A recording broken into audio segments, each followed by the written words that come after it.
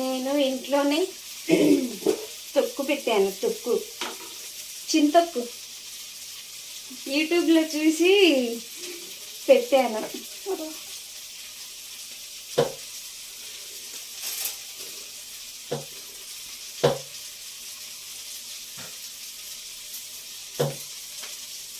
ఎవరిని అడుగుతామండి పొద్దాకులు, అందుకని యూట్యూబ్లో చూసి నేర్చుకున్నాను. చింతొక్కు కొంచెం వేస్తున్నాను, సూపర్ టేస్టీగా ఉంటుంది.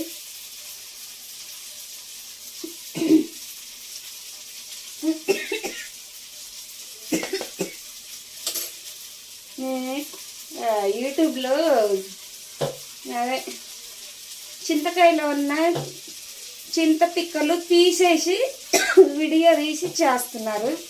కానీ నేను ఇత్తనాలు కూడా వేశాను. ఇలా పెట్టి తినడం కూడా నాకు చాలా ఇష్టం. చూడండి ఎంత మెత్తగా మగ్గిపోయిందో. చింత ఇత్తనాలు పడేయకుండా తొక్కులో వేసుకొని నేను తొక్కు చేసుకోండి. ఎందుకంటే మోకాలు నొప్పులు రావు, ఎముకలకి చాలా మంచిది. ఈ చిట్కా తెలుసుకోండి, మోకాలు నొప్పులు రావు. మెయిన్ 30 years నుండి మోకాలు నొప్పులు అంటున్నారు ఇప్పుడు ఈ జనరేషన్లో. తిండిని బట్టి ఇలా అందుబాటులో ఉన్నాయి వాడుకోవడం వల్ల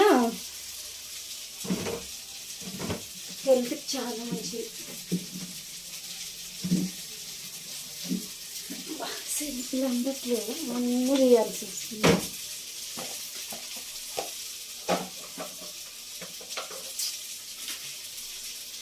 ఇదొక వేస్ట్ టైం వేస్ట్.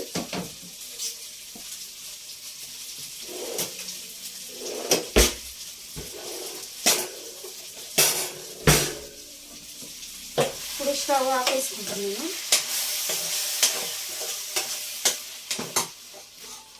చూడండి చింతకు, ఆకుకూర, పచ్చిమిర్చి, టమాటా అన్నీ వేసాను. సూపర్గా ఉంటుంది. ఇది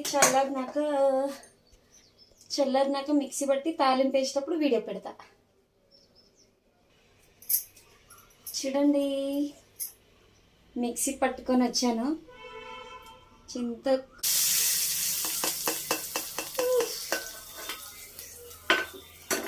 ఇలా చేసుకోండి, హెల్త్కి చాలా మంచిది.